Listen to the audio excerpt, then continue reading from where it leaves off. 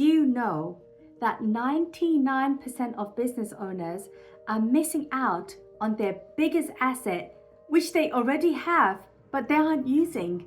Imagine a business owner turn their struggling business around by simply sharing their personal story. So in this video, I'm going to share why sharing your personal story will get you more high-paying clients and make you different from your competitors. I will also share how to create a powerful personal story and how you can use it in your business. By the way, I'm Tarlene and I've helped hundreds of small business owners just like you build powerful personal brands in their businesses so that they can get high paid clients in their niche. So why is sharing your personal story in your business so important? If you decided to start a business, naturally people are going to ask, I wonder why they started this business. I wonder what brought them to this position in their life. They're naturally going to be curious, because think about all the questions that you have in your mind when you see someone selling jam. Like, they're selling jam for a living. Why are they doing that? What got them started? And also, this is pretty damn delicious. I want to learn how you make this. Your personal story is the only thing your competitors will never be able to copy, because if they copy, it's going to be really obvious that they have imitated you, because there's a lot of things that happens within this story. Your journey may be painful. Your journey has come from some sort of gruel, trial and error, that sweat, blood and tears. It belongs to you, and you can't just make it up, right? The emotions you feel when you're reliving that journey, where your tone, your voice, the language that you construct when you're reliving that moment. But the reason why we're sharing your personal story as part of your business is because this is how you're going to show yourself off as the expert in doing this one thing really, really well. And when you're able to make a connection on how you have figured this very complicated thing out, you've then turned it into a product or a service, and then you put it out to market. It shows that you've already done the hard work, because you've gone through the years that this individual can't do, or they don't have the time, they don't have the grit, they don't have the energy, they just don't want to go through 10 years of their life to figure out what you figured out.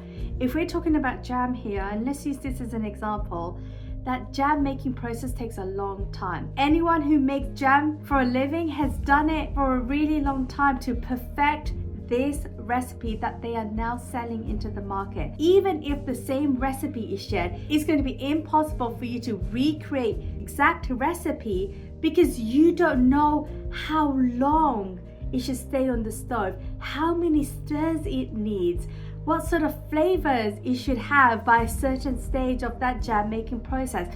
All of that takes practice and experience that you will never have as a beginner. And this is why when you're sharing your personal story on how you spent years and years and years making this with your grandparents, picking out the fruit, knowing exactly when the fruit is ripe, knowing exactly how much more extra sugar you need to put, how many stirs it needs, because it's muscle memory at this point. And the joy it brings for you to create this thing versus someone like me who is going to give up, your personal story and your personal brand around it is going to attach to this product or to this service like glue. And that's what you want. And that's how you start getting people to pay you what you are worth, rather than competing on price, because all of a sudden you're showing the value, the process, and the end result. It is layered with your backstory that is rich with experiences, with values, a lot of emotions, because this is your story, and the only person who really does care about that story is going to be you. Let me give you an example of how one of my clients was able to really separate their business from all of the giant competitors that they have. One of my clients is a packaging specialist. Now, this is not something that he always called himself. Traditionally, like many solopreneurs, he gave himself the title of owner, president, CEO, these big, lofty titles that will never resonate with your audience, because you're building this massive separation between me and you. So, packaging specialist, it describes exactly what he does in his business outside of being the business owner who has so many different hats. He had originally worked in this company for 20 years as an employee, but then overnight he became the boss of this business that he was an employee of. So he's no longer an employee, he's now a business owner because his boss decided to sell him the business. The keys were given to him, all of the paperwork, and the entire brand and inventory related to that business. All of a sudden, it was his. And he ran this business for a few years. It was successful to begin with. And then all of a sudden, it started to hit a nose dip, especially during the pandemic, which should have been his busiest year. But companies like Amazon, Staples, all of these big giant packaging companies were eating him up alive because more people knew about Amazon than they knew about him. So we decided to rebrand him. And what I mean by rebrand him was bring his story out into the open on how he became an employee turned business owner overnight.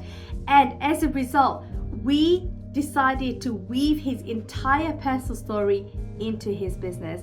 Now here's the key elements to why his story is so remarkable. How often is it that you get to meet someone who becomes a business owner overnight after working in that company for 20 years? Clearly there's going to be a lot of changes that you will want to make as a business owner to that existing brand. Now, he did make some changes. There were some changes to the logo, a little alteration to the business name, and some changes to the website. His website just looked like a big inventory of products that he was selling, and there was a massive separation between him as the business owner versus a business owner who truly deeply cared about his work.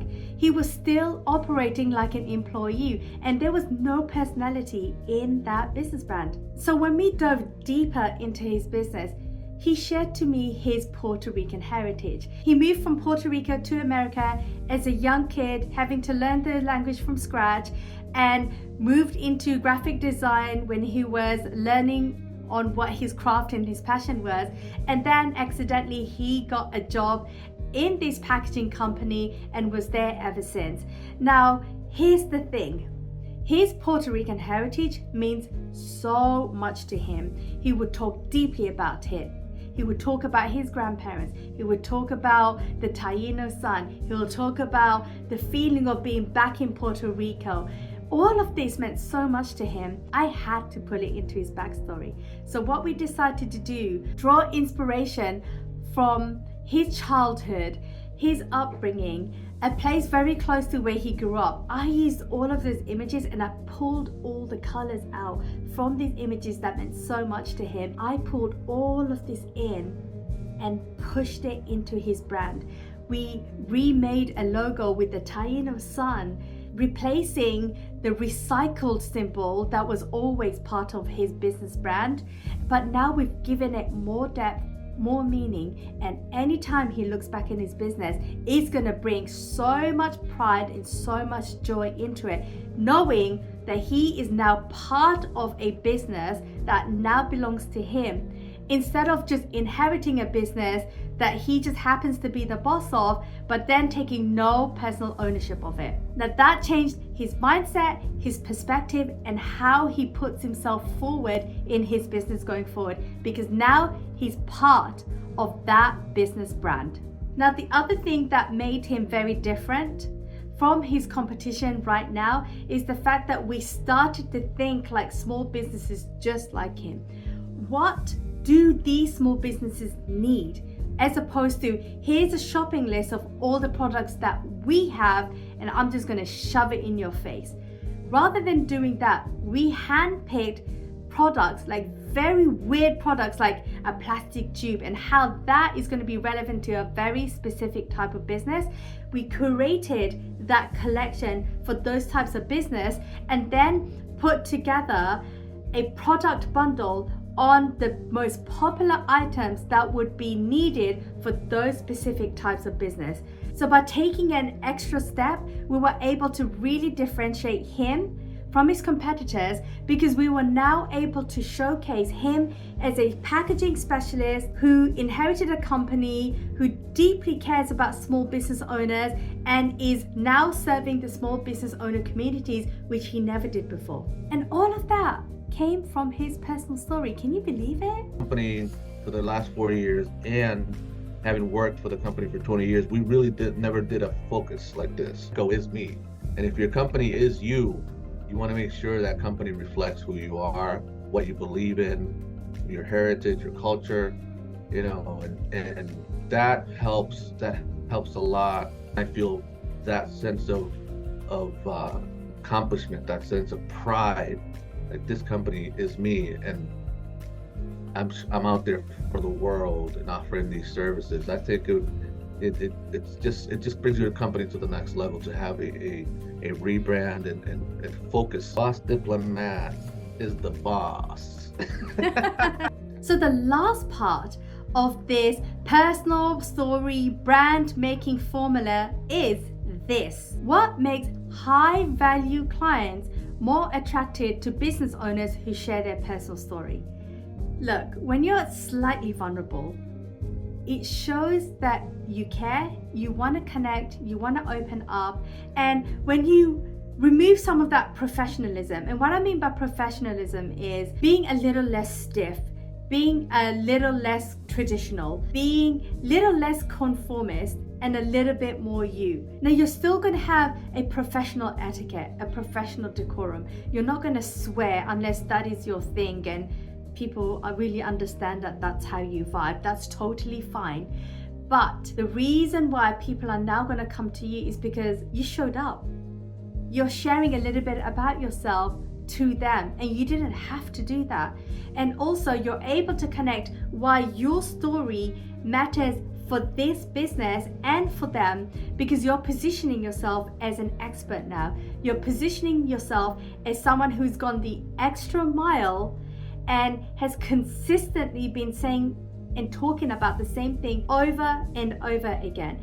Repetition is not boring. Repetition basically reaffirms us that you know exactly what you're talking about, and no matter what is happening in the outside world and no matter what your competitors are doing, you are sticking with your lane and you're going deeper and deeper and deeper and deeper into your brand and really bringing out the roots of your brand. This takes time, but once you start, it's very hard to stop, because now you have a narrative to work with, and you're not going to flip-flop when it comes to creating content, when it comes to how you show up in front of your clients, because you are creating a business that is based on your own journeys, with your own trials and tribulations, your own challenges, and at the end, a solution that has worked very well for you and will very well work for other people who are in a very similar jam to you. You are willing to negotiate. You are willing to be negotiated down. You are willing to say yes to that client even though they are not a good fit for you. Now, the reason why we should aim higher rather than chasing after the crowd, look, the crowd is really crowded. It's a crowd for a reason. It's super saturated. A lot of people are competing in the same space, but then the minute you elevate your value in your business and what you offer and the solutions that you bring and talk about yourself as an expert, there's less room. Yes, there's less clients that you can serve, but they are willing to pay you more for your expertise because you're an expert, because you don't negotiate down. And yes, you do say no to people who are not the right fit for you, but that doesn't mean that you cannot redirect them to something else in your business that might be slightly lower budget. When you do that, you are respecting your time, you are respecting your journey, you are honoring your memory of how you got from A to B in your business, and you are being vulnerable enough with your client to say, I can help you, but you might not be ready, or I can help you, but this might be a better fit for you, or I can help you and here's all of the resources that I have that can show off why I am the right fit for you. you have so much more confidence because that personal story belongs to you and you know that person's story inside out because you've already lived it, and your confidence is going to go so through the roof. If you don't know how to weave your personal story and your journey into your business, hey, it might be time for you to get on my calendar and have a chat with me. Bring yourself and your personal story into your business, and you're going to do better than 99% of business owners out there, even in your very same industry. By the way, if you want to work with me one-to-one to build your personal brand, check out the first link in the description. Can't wait to see you in my calendar.